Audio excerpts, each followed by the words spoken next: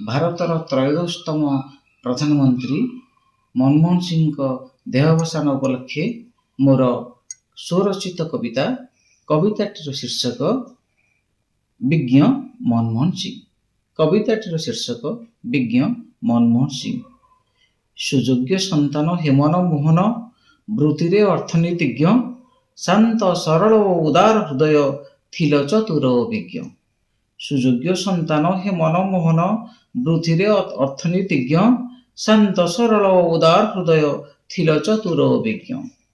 ପିତା ଥିଲେ ତୁମ ଗୁରୁମୁଖ ସିଂହ, ଅମୃତା କାଉର ମାତା, ଗାହ ପଞ୍ଜାବଟି ଜନ୍ମକ୍ଷେତ୍ର ଥିଲା, ଏବେ ପାକିସ୍ତାନେ ତାର ସତ୍ତା।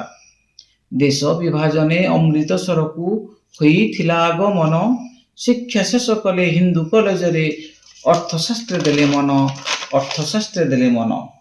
ଅର୍ଥଶାସ୍ତ୍ରରେ ଡକ୍ଟରେଟ ପରେ ଜାତିସଂଘେ ଯୋଗ ଦେଲେ, ବିଦେଶ ବ୍ୟାପାର ମନ୍ତ୍ରଣାଳୟ ପରେ ମୁଖ୍ୟ ପରାମର୍ଶଦାତା ହେଲେ। ଅନେକ ବିଭାଗ ମଙ୍ଗୁଆଳ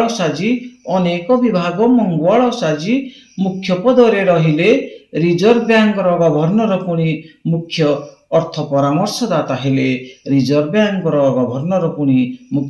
ଅର୍ଥ ପରାମର୍ଶଦାତା ହେଲେ। ଦେଶର ଆର୍ଥିକ ସଙ୍କଟ ସମୟରେ ଅର୍ଥମନ୍ତ୍ରୀ ପଦେ ରହି ଅର୍ଥ ବ୍ୟବସ୍ଥାର ସୁଧାର ଆଣିଲେ, କେତେ ଘାତ ପ୍ରତିଘାତ ସହି। ସାରା ପୃଥିବୀରେ ପ୍ରମାଣିତ ହେଲେ ଶ୍ରେଷ୍ଠ ଅର୍ଥଶାସ୍ତ୍ରୀ